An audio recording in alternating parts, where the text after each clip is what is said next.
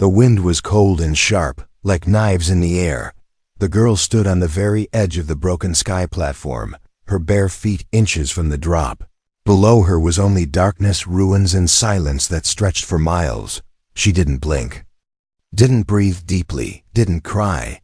She had done all that already, over and over again, until she had nothing left inside. Her name was Sela, or at least that was what the scientists used to call her. She was not human, not fully alien either. She was a mix, created in a lab on the edge of space. A hybrid meant to obey, meant to be used, then discarded like trash. And now she stood here, alone, broken, and ready to fall into the black forever. She looked down at her shaking hands.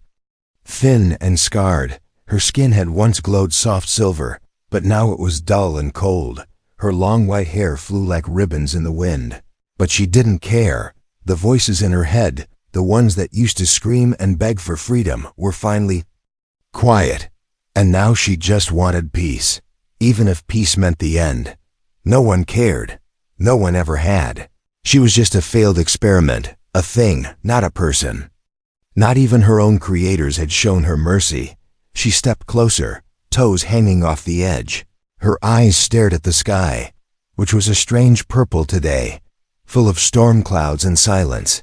One step was all it would take, one step, and the pain would stop forever. But then, a voice from behind her. "You don't have to do this," the voice said. Low and calm, like a soft echo in a storm. Sila didn't move. She didn't turn. She just stood there, her heart suddenly beating. "Again. Go away," she whispered without looking. Her voice was dry and broken, like wind through old glass. "I saw you from the building across," the voice continued. "You've been standing here for a long time." She gritted her teeth. "Leave me alone," she said, but her voice didn't sound angry. It sounded tired. The man behind her took a step closer. "I will, if you really want me to," he said, "but not before I say one thing." Ciela turned her head just slightly, just enough to see a shadow behind her, a human. Male, tall, in worn clothes, standing with his hands open, showing he wasn't a threat. She hated humans, or she thought she did. But something about his tone, it didn't sound like the guards, the doctors, or the buyers who used to laugh at her pain. It sounded ... real. "What?" she asked weakly. The man stepped slowly, carefully, and said, "You're not alone." She froze, not because of fear, but because of confusion. "No one ever said that to me," she muttered. "Not once." "Well," he replied, "now someone has." Sila's breath shook. She turned halfway, just enough to see his face. He had kind eyes, not perfect, but tired, like someone who had seen war and sorrow but still chose kindness. "Why do you care?" she asked, her voice almost a cry. The man looked at her for a long moment. "Because someone once cared for me when I was ready to end it all," he said, "and it changed everything." The words hung in the air, stronger than the wind. He didn't move closer, didn't force her down. He simply stood there, waiting. Ciela stared at the space below again. The silence no longer felt peaceful, it felt empty. "Who are you?" she whispered. "Name's Jacob," he said. "Used to be a soldier, now just a man trying to do one good thing." She looked down again, then at her hands, then back at him. Her knees trembled, her chest heavy with emotion she didn't understand. "I don't know how to live," she said, her voice cracking. "Then let me show you," he said. "One step at a time." Celila stared at him for what felt like forever. She didn't know why, but she took one step back, away from the edge, and collapsed into his arms, crying. Jacob didn't say a word. He simply held her, as the storm clouds began to move on, and the first ray of light broke through the sky. She hadn't died today. She had been seen, heard, and maybe, just maybe, she had been saved. The shelter was small, hidden beneath a collapsed factory. Rusty metal beams leaned against each other like broken bones. But inside, it was warm, dry, and quiet, the kind of quiet that didn't hurt. Ciela sat curled in one corner, her knees drawn up to her chest, Her white hair covered part of her face as she stared at the floor. Jacob sat across from her, far enough to give space, but close enough to remind her she wasn't alone. He was heating up something in a battered old pot, the smell of soup filling the room slowly. Sala hadn't spoken since the moment she collapsed into his arms. She hadn't cried again either. Now she was only watching, breathing. But for someone who had stood on the edge of death, that was already a small miracle. Jacob didn't rush her. He didn't ask her name again, didn't demand answers. Instead, he simply placed the steaming bowl near her, then sat back down. The silence between them stretched, and yet it didn't feel heavy like before. It was a silence filled with choice, not fear. After a few minutes, she reached for the bowl. Her fingers trembled, but she took it. She sipped slowly, carefully. As if unsure if the food was real or some cruel trick, Jacob said nothing. He just kept watching her from the corner of his eye, his own bowl untouched. "Why?" she finally whispered, her voice so soft it was almost lost in the steam. Jacob looked at her, his tired eyes steady. "Why what?" He replied gently. "Why save me?" she asked, her eyes not meeting his. "I was nothing." Jacob leaned his back against the wall, letting out a slow breath. "I don't believe anyone is nothing," he said. "Not anymore," she scoffed, a sound filled with old pain. "You don't know what I am." "No," Jacob nodded. "But I know what I saw." He paused, then added, "A girl standing at the edge, ready to jump, but still hoping someone might stop her." Sela blinked, startled. "No one's ever said that to me," she muttered. "No one's ever looked at me and seen a person." Jacob finally picked up his bowl. Taking a sip, his voice was steady, low. "I've seen monsters," he said, "real ones. People with power who chose cruelty. You're not one of them." She turned her head slowly toward him, studying his face. There were scars on his hands, tiny ones on his cheek, not fresh, not ugly, but real, like stories written in skin. "What happened to you?" she asked before she could stop herself. Jacob gave a small, sad smile. "War," he said simply. "Lost people, lost purpose. Thought I was done with everything until I saw you." Ciela lowered her gaze again. "I'm not even sure." "I'm a person," she whispered. "I was made in a lab, mixed genes, injected with chemicals. They wanted me to be a weapon. And did you become one?" Jacob asked softly. She hesitated. "I refused," she said finally. "They called me defective. They hurt me, locked me in a box, threw me out when I wouldn't obey." Jacob set his bowl down, eyes never leaving hers. "They were afraid of you because you made a choice," he said. "They couldn't control you, so they punished you." Sila didn't answer, but a tear slid down her cheek. She didn't wipe it away. Jacob spoke again, quieter now. "You don't need to explain everything tonight, but I want you to know one thing. You're safe here, and I won't hurt you." Ziala finally looked into his eyes fully this time. There was no hate in them, no fear, only understanding, like someone who had walked through his own darkness and survived. "I don't know if I can trust you," she admitted. "You don't have to," Jacob said. "Not yet, but maybe tomorrow or the day after, you might want to." Silence again, but this time it felt warm, safe. The wind outside howled against the broken world, but inside, two souls sat close, not touching, not speaking, but not alone anymore. For the first time in years, Ciela felt something strange in her chest, a flicker of warmth, not fire, not anger, but something softer, something she didn't have a word for: hope. The night was long, filled with strange dreams and muffled cries.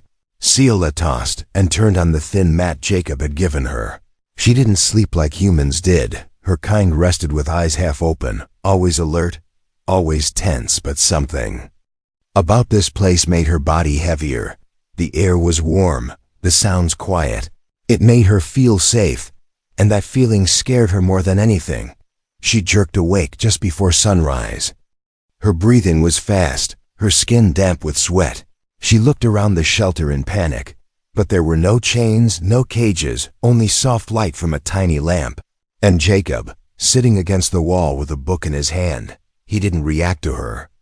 Sudden movement, he simply looked at her, calm as ever. "You had a nightmare," he said. Sela looked away. "Ashamed. I don't dream," she muttered. "I relive." Jacob nodded slowly. "Same here." She glanced at the book in his hand, curious despite herself. "You read?" "Not often," he replied, "but it helps pass the time when sleep doesn't come." There was a pause, then she asked, "What kind of book is it?" Jacob gave a small smile. "Poetry," he said. "Old stuff, but good." Sela frowned. "What's poetry?" Jacob looked surprised for a moment. "It's words that feel like music, even when there's no sound." She tilted her head, confused. "That makes no sense." He chuckled softly. "Exactly," he said. "That's why it's beautiful." Sela stared at him for a long time. This human confused her. He wasn't like the others, the soldiers, the buyers, the scientists. He didn't treat her like a pet, a weapon, or a thing. He treated her like a person, and she didn't know what to do with that. Later that morning, Jacob cooked again. Simple food, some kind of grain mixed with dried fruit. He handed her a bowl and sat down to eat his own. They ate in silence, but it wasn't cold. It was calm, like waves on a quiet lake after they finished. Sela finally asked the question that had been burning in her mind. "Why didn't you run away from me?" Jacob looked puzzled. "What do you mean?" "When I turned on you that first night," she said, her voice low, "I woke up screaming, almost attacked you. You didn't fight back." Jacob leaned back, his eyes thoughtful. "I saw the pain in your eyes," he said. "You weren't trying to hurt me. You were scared." Sela stared at him, stunned. No one had ever said that before. They always assumed she was dangerous. Always acted first, blamed later. "You weren't afraid?" she asked. Jacob shook his head. "I've been afraid of things before," he said, "but not of you." She turned away, blinking fast. Her chest felt tight. Her throat ached. Why was she feeling like this? Why did his words make her want to cry again? "Where I come from," she whispered. "We only survive by being stronger than others. Kindness is weakness." "Then I hope you stay here long enough to forget that," Jacob replied, "because kindness is the only thing keeping this world from falling apart." Sela stood up, her body still sore. She walked toward the small entrance of the shelter, a metal door barely held up by broken hinges. She opened it slowly and stepped outside. The morning light was soft, touching the rubble with gold. Everything was ruined, yet the sky above was blue again. Real birds flew overhead. She stared in awe. It had been years since she saw anything that wasn't made in a lab. Jacob stood behind her quietly. "Beautiful, isn't it?" he said. She nodded slowly, then asked, "Is it really okay that I'm here?" "Yes," he said without hesitation. "As long as you want to be." Sela turned to him, her eyes searching his face. "And if I leave?" He gave a sad smile. "Then I'll hope you find peace out there. But I'll always keep a place for you here." The wind blew softly, brushing her hair across her face. She didn't answer right away, but for the first time in her life, she felt like maybe, just maybe, she had a choice. And that thought made her feel more alive than anything ever had. Sela sat beside the flickering lamp as shadows danced on the broken walls. She held a small mirror Jacob had given her, though she didn't ask for it. She stared at her face, alien, different, not ugly, but not like the humans either. Her eyes were silver with dark slits, her skin smooth and pale like moonlight. She touched her cheek softly. Almost unsure it was really hers, she looked at Jacob, who sat across the room fixing an old radio. The wires looked tangled, but he worked patiently, as if time didn't matter. "Why do you even keep that thing?" she asked, voice low. Jacob looked up and smiled. "Sometimes it picks up old broadcasts," he said. "Once I heard music." Sela tilted her head. "Music?" He nodded. "Sound that makes you feel something. Like emotions put into a rhythm." She blinked slowly. "Do you feel things often?" Jacob chuckled. "Too often." She looked down again, the mirror still in her hand. I don't think I was made to feel, she whispered. They gave me instincts. Reflexes and orders. No one ever taught me emotions. Jacob didn't answer right away. He just watched her, as if searching for the right words. Maybe they didn't teach you, he said gently. But you're still feeling something, aren't you? Sayla nodded without lifting her gaze. Fear, she said. Confusion. Hope, maybe. Jacob smiled warmly. Sounds like you're already more human than most. She frowned. I'm not human. No, Jacob agreed. You're you. That simple sentence settled in her mind like a small seed in dry soil. A moment later, she spoke again. My full name isn't just Sila, she said slowly. That was the label they gave me in the facility. But I remember. A word. Before the pain, before the injections. Someone whispered it to me. Jacob set the radio aside and leaned forward. What was the word? Selila closed her eyes. Her mind went back to cold metal floors, to dim lights, to the soft hum of machines, and a hand gentle, small touching hers in the dark. Shanali. She whispered. That was the name. Jacob repeated it quietly. Shanali. I think it means something in my mother's language. She said, I never saw her again after that night. I think she was taken, or maybe worse. Jacob didn't ask questions, didn't push. He simply said, it's beautiful.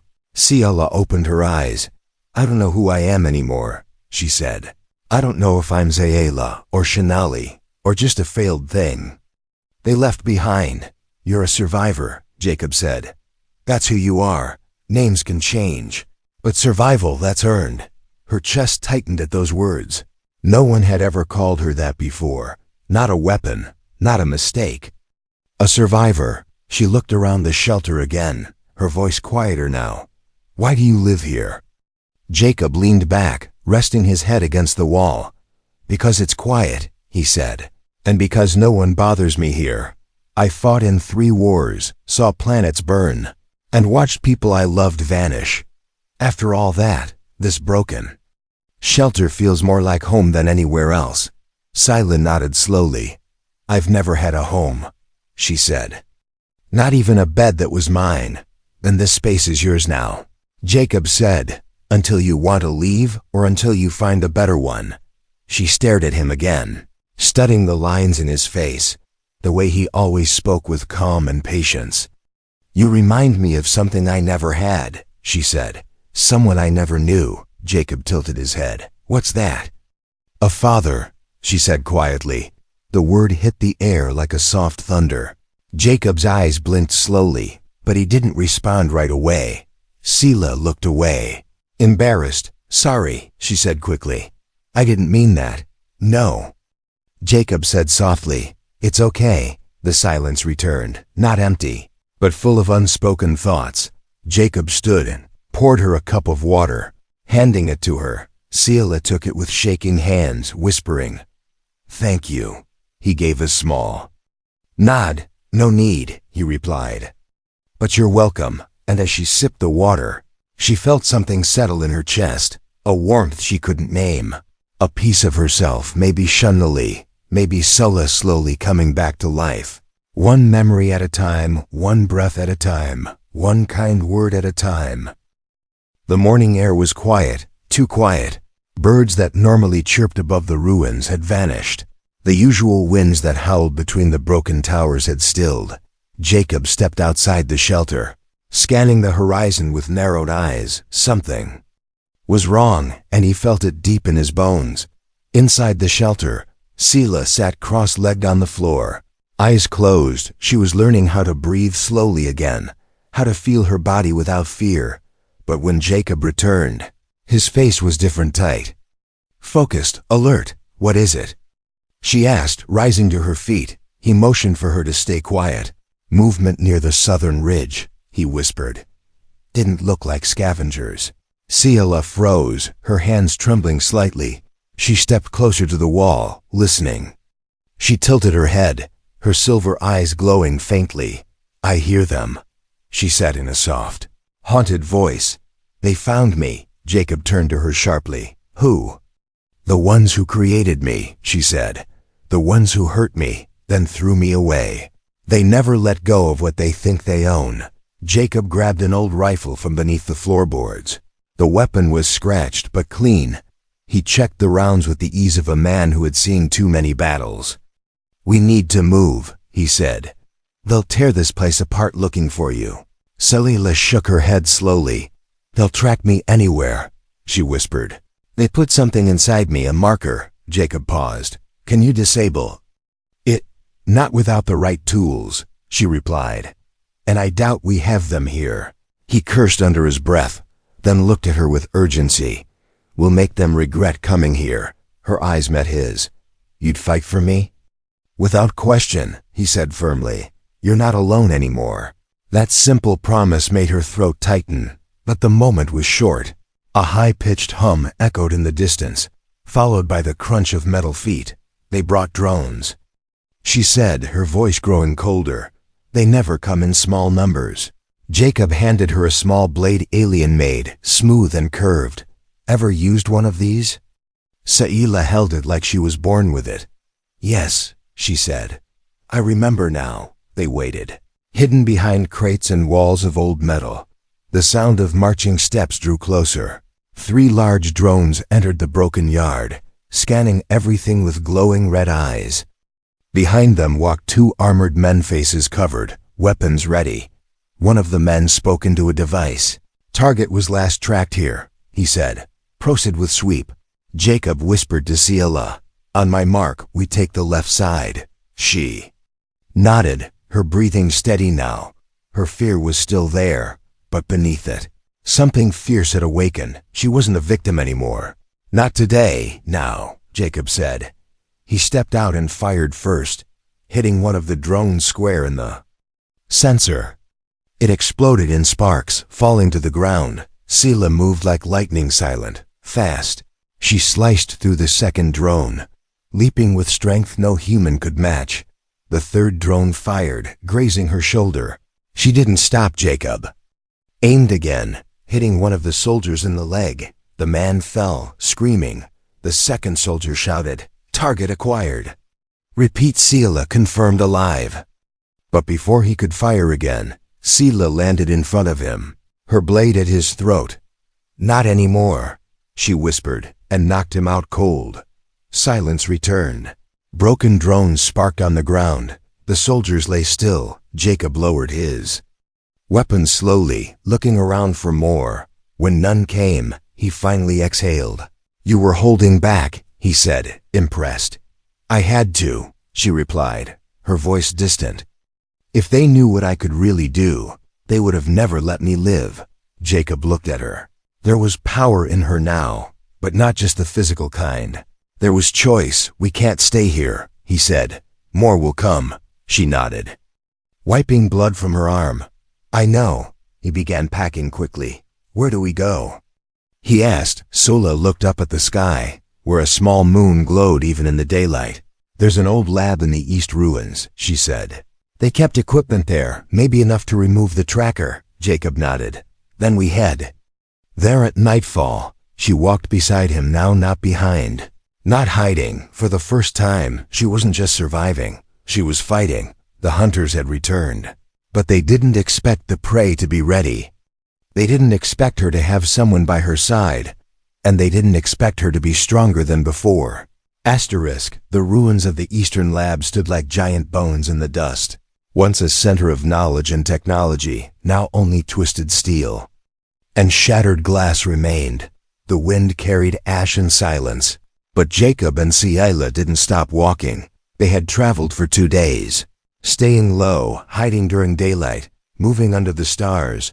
Jacob carried supplies on his back, but his eyes stayed sharp. Ciela walked beside him, wrapped in a dark cloak that hid her glow. Her steps were light, almost silent. But her shoulders were tense. She knew this place. This was where it all started. "They did things here," she said softly. "They tested us like toys. This is where I first screamed." Jacob placed a hand gently on her shoulder. "We're here to end that chapter," he said, "to give you control again." They entered through a half-broken wall. crawling over fallen beams and debris inside. The building smelled like dust and old machines. Screens flickered weakly, some still alive on backup power. Scylla moved quickly, her memory guiding her. There, she pointed to a dark hallway. Medical wing. Jacob followed close behind. Rifle ready, every sound echoed distant drips of water. Creaks of metal, a whisper of ghosts. They reached a room where flickering lights revealed strange tools and old scanners. A single console blinked slowly, as if it had been waiting. Scylla stepped forward, typing commands with shaky fingers. The machine beeped, then displayed a glowing red dot. There, she said, touching her side. The tracker's embedded. In a nerve cluster, Jacob frowned. That close to the spine? She nodded. If we don't remove it right, I could be paralyzed. He clenched his jaw. We'll do it together. She looked at him. You trust yourself with that? No, he said, but I trust you to guide me. They worked quickly, setting up the tools. Scylla lay on the old table, breathing deep. Jacob sterilized the knife, his hand steady, though his heart pounded.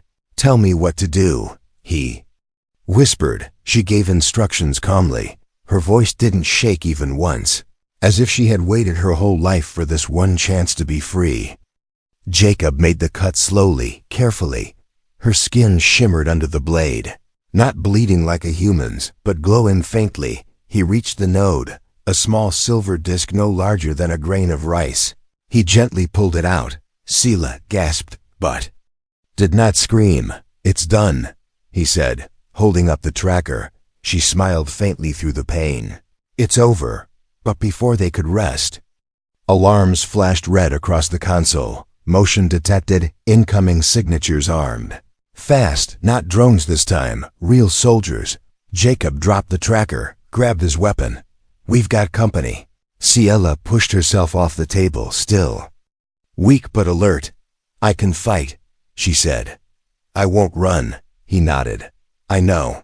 The first explosion hit the outer wall, shaking the lab. Jacob took position behind a support pillar. Aiming through a crack, they brought a strike team. He muttered. 4, maybe 5 men. Scylla extended her hand, and a ripple of light formed around her fingers. A soft hum grew louder as her body lit up with silver veins. Her power was returning. They want me alive, she said. That's their weakness. The attackers burst in, shouting commands. Jacob fired first. Hitting one in the chest, Scylla moved like a storm-fast, elegant, unstoppable. Her energy bent the air. Her blade danced with light. A soldier tried to grab her, shouting, "You belong to us." She drove her blade through his armor and said, "No, I never did." Jacob took a hit to the shoulder but didn't stop.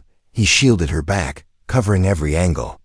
They moved like one unit, flawed but fearless. One by one, the soldiers fell, their weapons useless against fury born from pain and love born from kindness. When it was over, the lab stood in silence again. Jacob leaned against the wall, bleeding. Breathing hard, Scylla ran to him, catching him before he collapsed. "You're hurt," she said, her voice breaking. He smiled through the pain. "I've had worse." "You took a bullet for me," she whispered. "Why?" Jacob looked at her with tired, honest eyes. "Because I made a promise," he said. "And I don't break promises." She held his face gently, tears falling from her silver eyes. "No one ever fought for me. You deserve it," he said. "You always did." As he drifted into unconsciousness, she whispered, "I won't let you die." Scylla dragged Jacob's unconscious body through the rubble. Her arms burned with pain. But she didn't stop. She couldn't stop. She had watched him bleed for her, fight for her, believe in her when she didn't believe in herself. Now, it was her turn. She found an old storage room at the back of the lab. It was small, half collapsed, but safe for now. She laid Jacob down gently, placing his head on her cloak. His skin was pale, lips dry, and the wound on his shoulder still bled slowly. "Stay with me," she whispered. "You said you don't break promises." She searched the broken cabinets, finding a dusty medkit sealed in an old drawer. Inside were auto-injectors, sealant foam, and pain suppressors, just enough. Her hands trembled as she cleaned his wound and sealed it shut. He winced slightly, eyes fluttering open for a second. "Scylla," he mumbled, voice weak.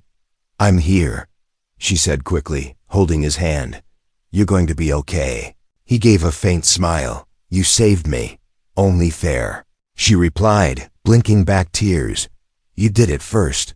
He drifted back into sleep, this time more peaceful. Scylla sat beside him, guarding the room like a silent shadow. She didn't sleep, didn't blink.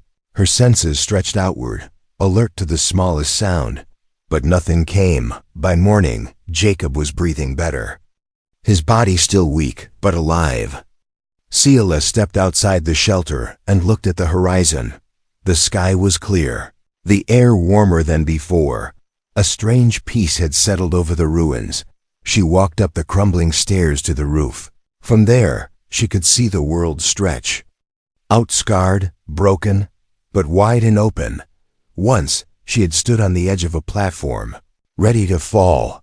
Now she stood tall, alive, and it wasn't just survival anymore. It was choice. She thought of all the names she had been given: subject, hybrid, asset, slave, mistake. Then she remembered the one name that still lived inside her. Shanali. That name had power now. It wasn't a label. It was a beginning. When Jacob awoke later that day, she was already cooking something in a dented pot.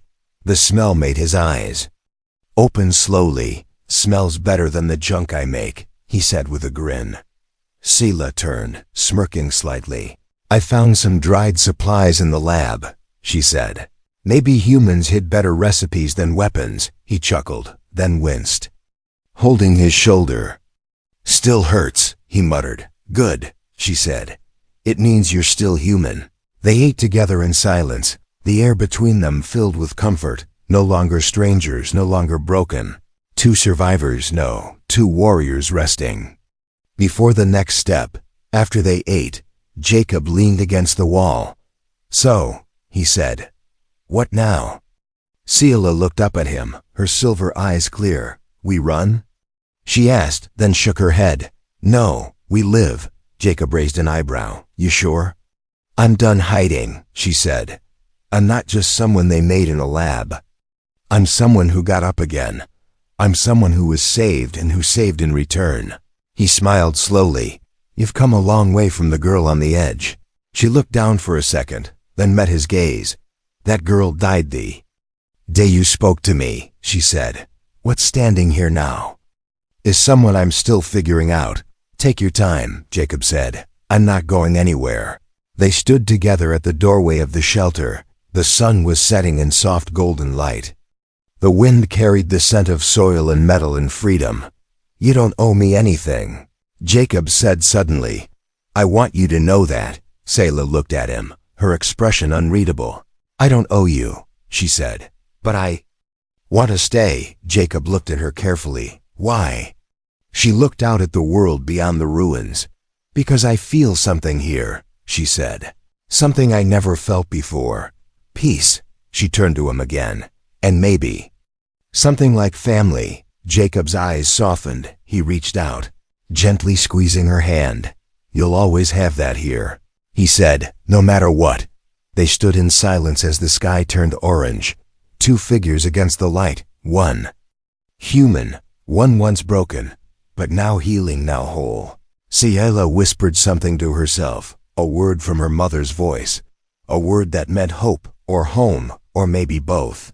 And she smiled. For the first time, truly she chose to live.